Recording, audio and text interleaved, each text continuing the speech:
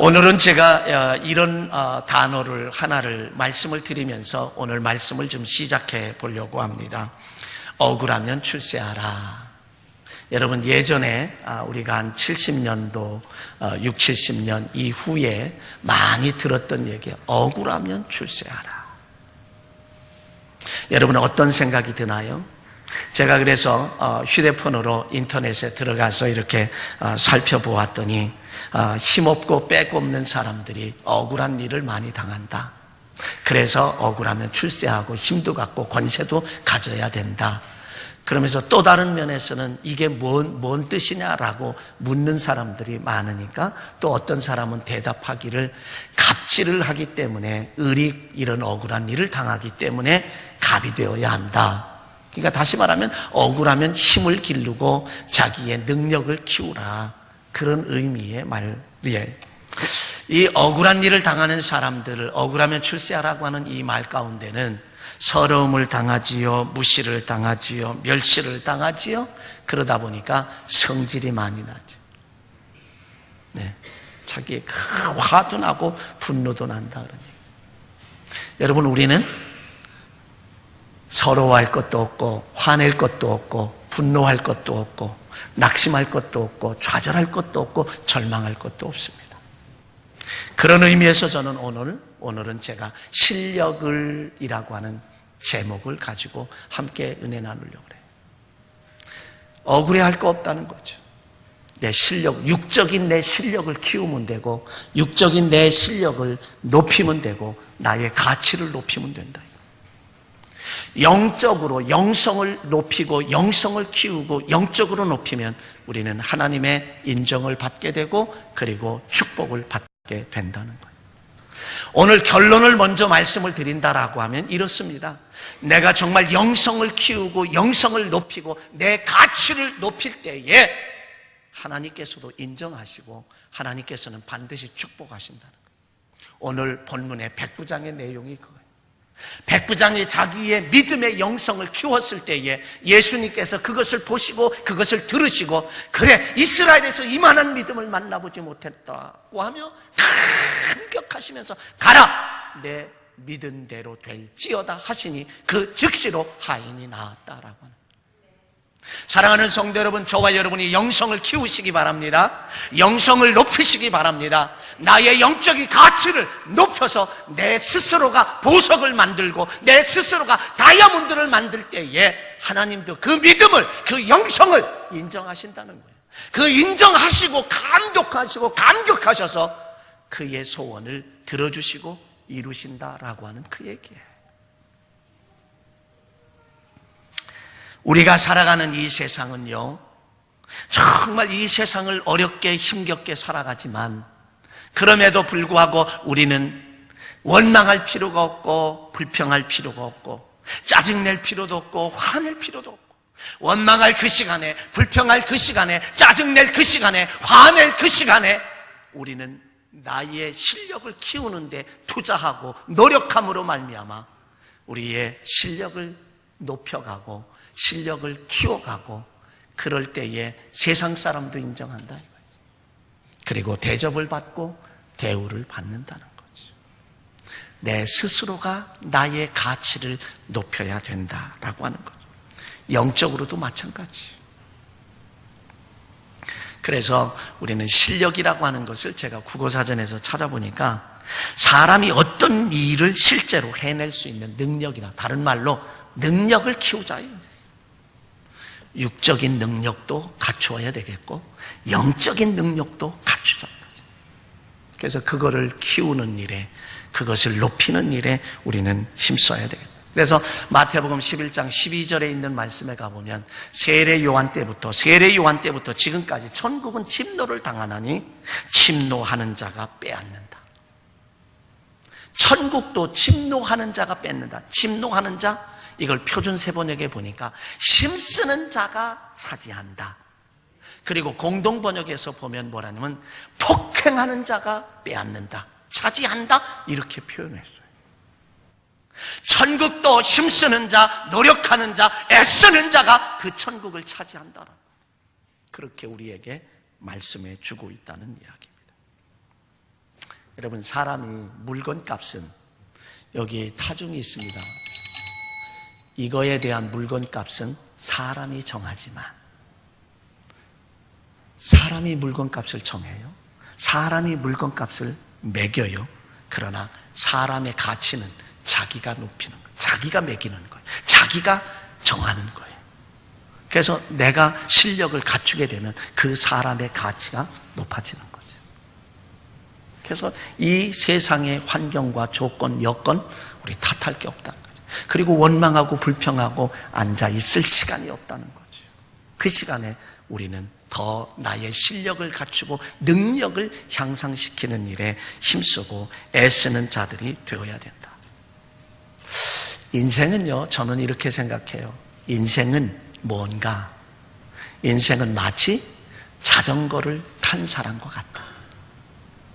여러분, 자전거를 타면 어때요? 자전거를 타는, 이 가운데 대부분 자전거를 다 타실 텐데 아시잖아요. 자전거는 조금이라도 앞으로 전진해야만 자전거는 쓰러지지 않고 넘어지지 않고 자빠지지 않아요. 멈추어 서면 넘어집니다. 그러면 현대인들은 얼마나 머리가 잘 돌아가는데, 아니 목사님, 서커스 가봐요. 가만히 서 있어도 안 넘어가요. 그러는 분들 계세요. 그거는 특별한 경우고, 대부분의 사람들은 자전거를 타고 가다 멈추면 넘어져요. 쓰러지게 되죠. 인생은 안주하게 되면, 능숙하게 되면 그것으로 끝이에요. 더 이상 성장이 없습니다. 더 이상 발전이 없다는 얘기예요. 그래서 우리 인생은 계속해서 자전거를 탄 사람과 같이 한 걸음 앞으로 전진하고 나 자신의 그 어떤 육적인 면이나 영적인 면의 향상을 위해서, 가치를 높이기 위해서 계속해서 앞으로 전진해 나아가는 그 삶이 바로 우리 인생이에요. 안주하는 그 순간, 능숙해지는 그 순간, 여러분의 모든 일이 능숙해지길 원하잖아요. 능숙해지는 그 순간 우리의 성장은 멈춘다는 거예요. 나의 가치도 멈춘다는 거죠. 무던히 끊임없이 날 때부터 죽을 때까지 우리는 노력하고 나의 가치를 높이기 위해서, 성장시키기 위해서 우리는 노력해야 된다는 거죠. 애쓰고 힘써야 된다라고 하는 사실입니다. 성경의 인물 가운데 영성을 키우고 영성을 높여서 믿음의 삶을, 큰 믿음으로 성장시켰던 사람들의 축복받는 모습을 우리는 볼 수 있어요. 그 가운데 누구냐면 다니엘과 그의 세 친구, 사드락과 메삭과 아벳느고라고 하는 세 친구. 이 사람들은 어떤 사람이죠? 바벨론 느부갓네살 왕에 의해서 이스라엘이 침략을 받고 패전을 해서 10대에 포로로 잡혀간 사람들. 포로로 잡혀가서 외국에 가서 이제 바벨론이라고 하는 나라에 포로로 잡혀갔어요. 여러분, 포로는 뭐예요? 포로는 이 정말 말하는 기계에 불과해요. 도구에 불과해요. 여러분, 여기에 타종이 있습니다. 이거를 치면 소리가 나야 됩니다. 근데 아무리 쳐도 소리가 안 나요. 목적대로 쓰임을 받지 못해. 그러면 이거 고장났잖아요. 고장나면 우리는 어떻게 해요? 그냥 버려요.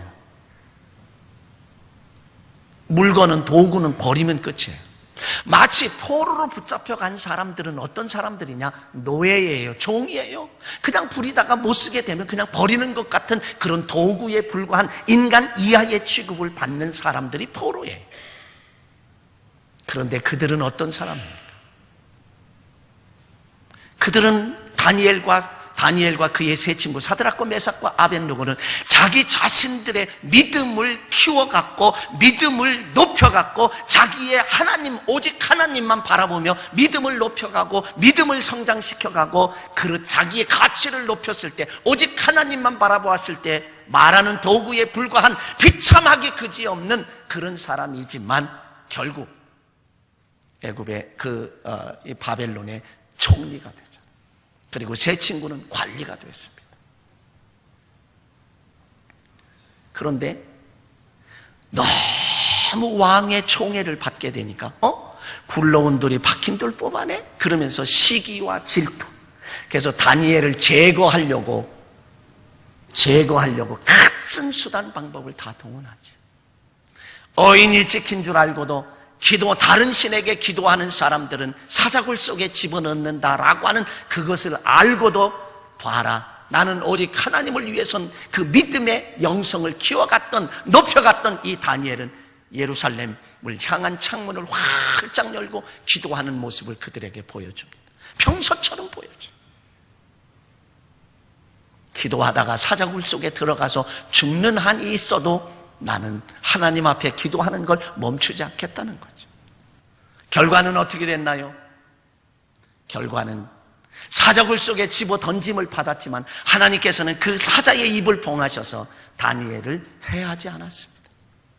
왕이 나중에 그 사실을 알게 되고 다니엘을 제거하려고 하는 계략이라고 하는 것을 알고 그들을 사자굴 속에 집어넣게 했을 때, 그들을 던져서 사자굴 속에 집어넣는데 사자가 입을 벌려 땅에 닿기도 전에 물어서 그냥 삼켜버리고 말았다라고 하는 거예요. 승리했어요. 우리의 영성을 이렇게 키워야 합니다. 하나님이 그러면 하나님이 인정하시고 어떤 상황 속에서도 보호하시고 어떤 상황 속에서도 지켜주시고 인도하신다라고 하는 거예요. 또 한 사람을 보면 바로 요셉이라고 하는 사람입니다. 형들의 미움을 받았죠. 아버지 얼마나 큰 사랑을 받았어요. 아버지가 사랑해서 채색옷까지 지어 입혔던 사람입니다. 어느 순간 종으로 전락했어요. 애굽의 시위대장, 친위대장 보디발의 집에 종살이를 합니다. 노예 생활을 하는 거예요. 그는 원망하지 않았습니다. 그는 불평하지 않았습니다. 짜증내지도 않았습니다. 화내지도 않았습니다. 창세기 39장 이하에 쭉 보십시오. 요셉은 그런 비참한 처지에 비참한 삶을 살아가면서도 그는 원망하지 않고 불평하지 않고 짜증내지 않고 화내지 않고, 그리고 형들을 향하여 원망하지 않았어요. 오직 그 하나님을 바라보며 묵묵히 자기에게 주어진 일에 열정을 다하고 최선을 다하며 자기의 실력을 향상시켜 나가고 자기의 영성을 향상시켜 나가고 영성을 키워나가고 믿음을 키워나가고 오직 하나님만 바라보고 하나님만 의지하는 그런 삶을 살았을 때에 결국 애굽의 총리가 되는, 억울하게 옥살이도 했지만 그 가운데도 원망한 모습이 하나도 없어요.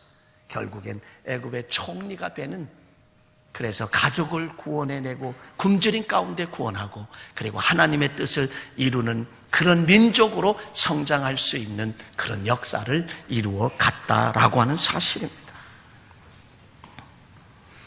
그래서 결국 하나님의 뜻을 이루었어요.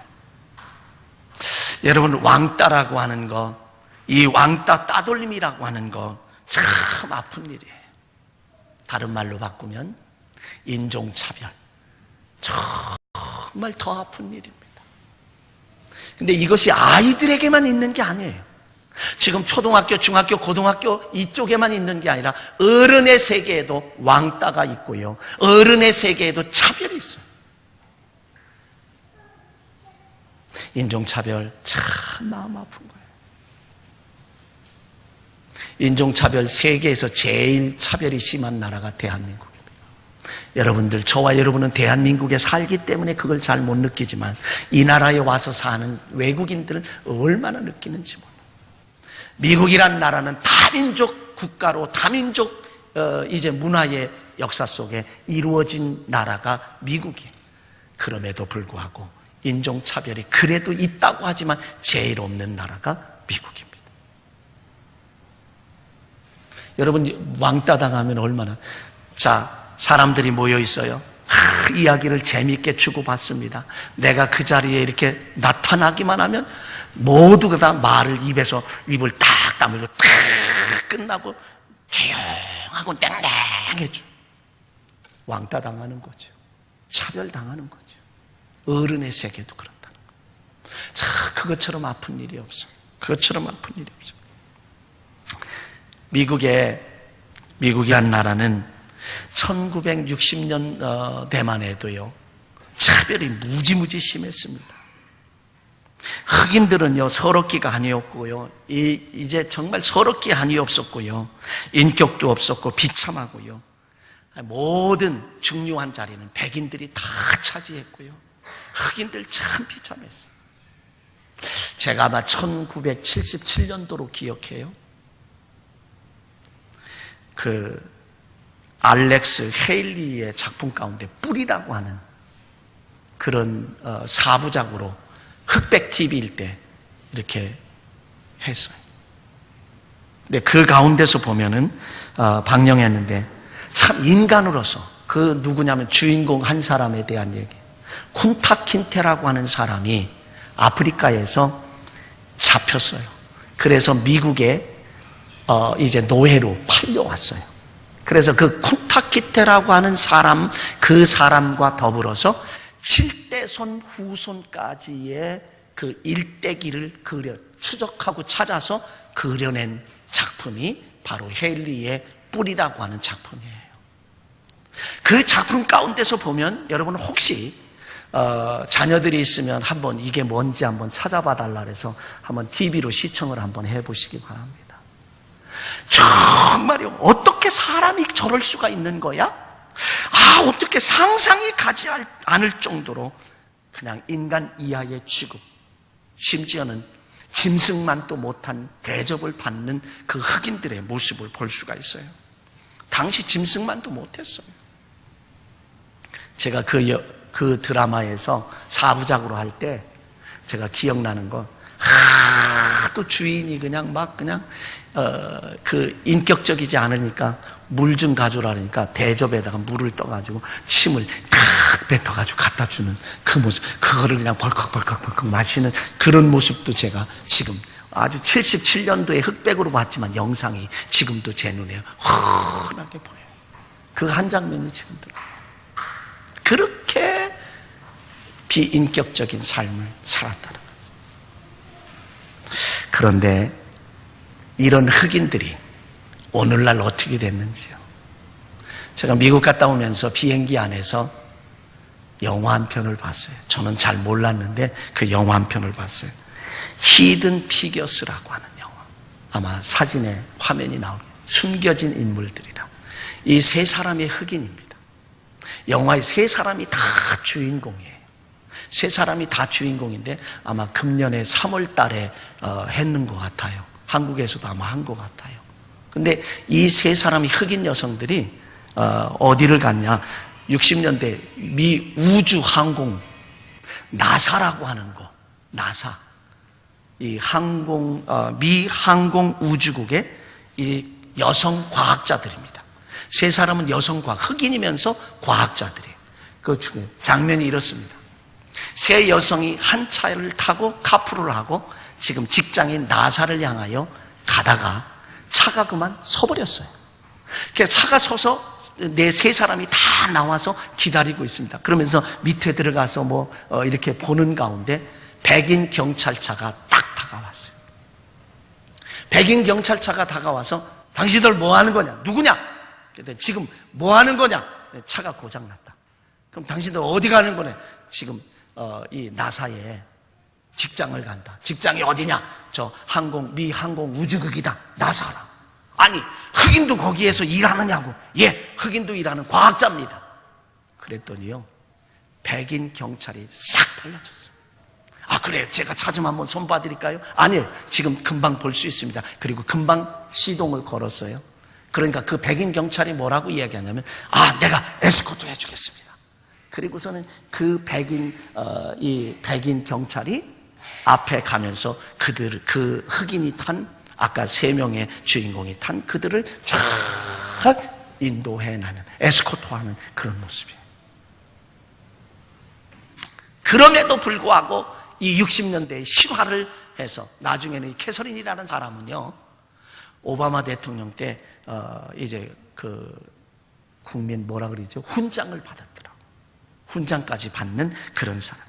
그럼에도 불구하고 실화로 바탕한 그런 데인데 흑인이라는 이유 때문에, 흑인이라고 하는 이유 때문에 이들이 어려움을 겪어요.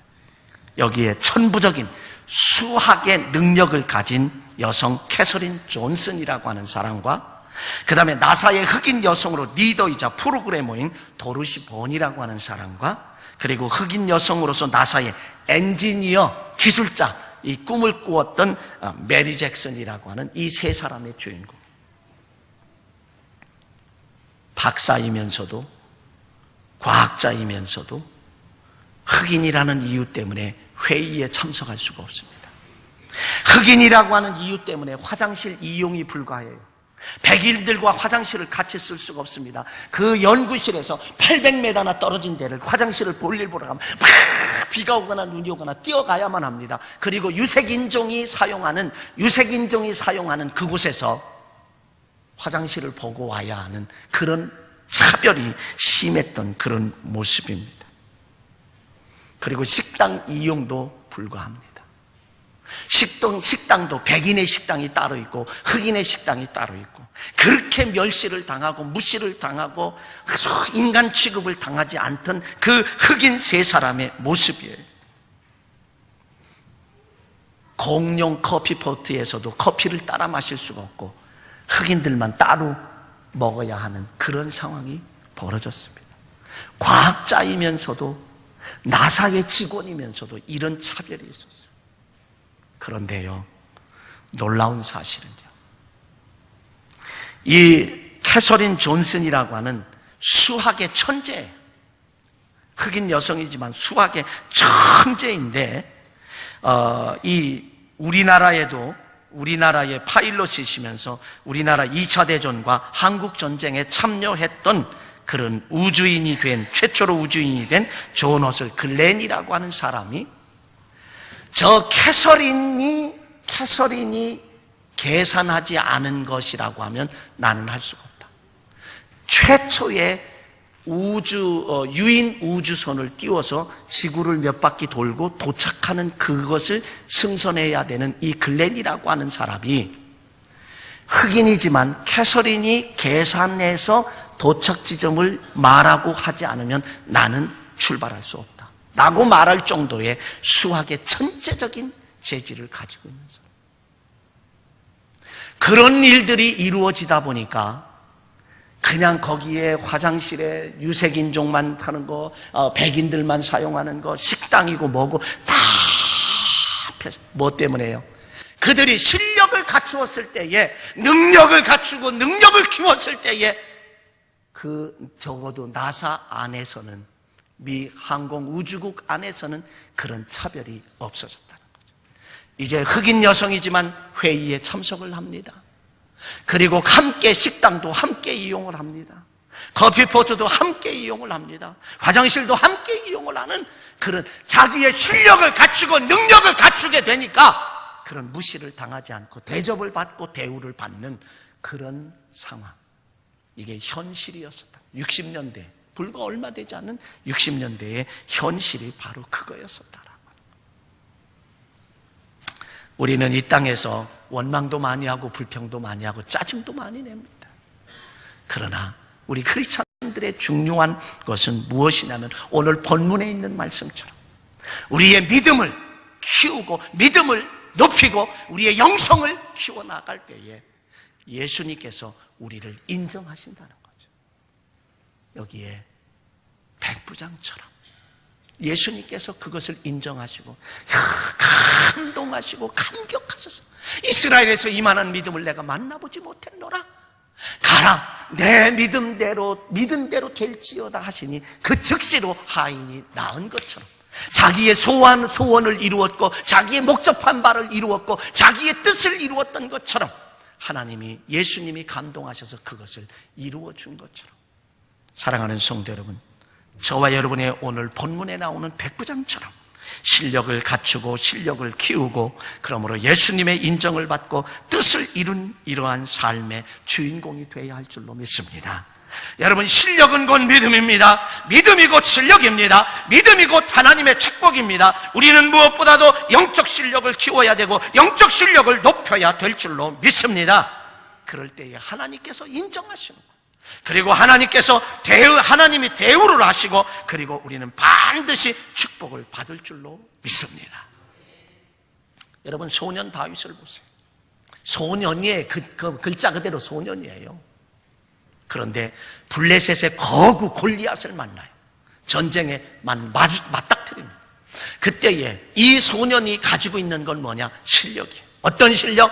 하나님을 믿는 영성이 높았고 영성이 컸단 말이에요. 소년이지만 영성이 높았고 영성이 커서 영성의 사람이 되었을 때 너는 칼과 창과 단검으로 내게 오거니와 나는 내가 모욕하는 여호와 만군의 여호와의 이름으로 내게 가노라 하면서 주머니에서 물맷돌을 꺼내서 던짐으로 말미암아 골리앗의 이마에 박혀서 현대 용어로 말하면 뇌진탕으로 그 거구가 3m에 가까운 거구가 쓰러져서 죽고, 그래서 소년 다윗이 나라를 구원해내는, 위기에서 건져내는 역사가 있었습니다. 뭐지요? 영성을 높이고 영성을 키울 때 그 모습. 여러분, 이 세상에는요, 기적이, 우리가 생각하는, 인간 편에서 생각하는 기적이 오늘도 일어나고 있는 줄 믿으시기 바랍니다. 성경에 무수히 많이 나타나는 이 기적이 오늘의 이 시대에도 우리 가운데 일어나고 있다는 사실. 그러므로 우리는 영성을 키워야 할 줄로 믿습니다. 영성을 높여야 할 줄로 믿습니다. 나의 가치를 스스로 높여야 된다. 그럴 때에 우리는 승리하는 역사, 하나님의 인정받고 축복을 받는 그런 역사가 우리에게 있다. 그러므로 우리는 육체적으로도 우리의 실력을 키워야 하거든, 영적으로도 실력을 키워감으로 마치 백부장처럼 예수님의 인정을 받고 그리고 그 뜻을 이루는 축복이, 이런 백부장과 같은 주인공 저와 여러분 되시길 주의 이름으로 간절히 축원합니다. 사랑하신 아버지 하나님, 은혜를 감사합니다. 오늘도 우리의 백부장의 믿음과 같이 이 땅에서 원망하고 불평하고 짜증내고 화내는 그런 시간에 우리의 실력을 향상시키기 위하여, 우리의 실력을 높이기 위하여, 나의 가치를 높이기 위하여 육체적으로 영적으로 노력하고 애씀으로 말미암아 하나님도 인정할 만한 그런 믿음의 소유자, 영성의 소유자가 되게 도와주시옵소서. 그럴 때에 하나님 인정하시고 바로 예수님이 인정하시고 내 믿은 대로 될지어다 하시는 축복의 선언을 받을 줄로 믿습니다. 우리 주 안의 공동체 모든 성도들이 바로 이런 주인공들이 되게 인도해 주시옵소서. 축복하여 주시옵소서. 우리 주 예수 그리스도의 이름으로 감사하며 기도하옵나이다. 아멘. 주 예수께서 제자들에게 너희에게 평화가 있을 것이다라고 말씀하셨습니다. 우리에게도 이 평화를 언제나 허락해 주셔서 평화의 나라가 임할 때까지 우리를 인도하여 주옵소서. 주의 평화가 여러분과 함께 하시기를 주의 이름으로 간절히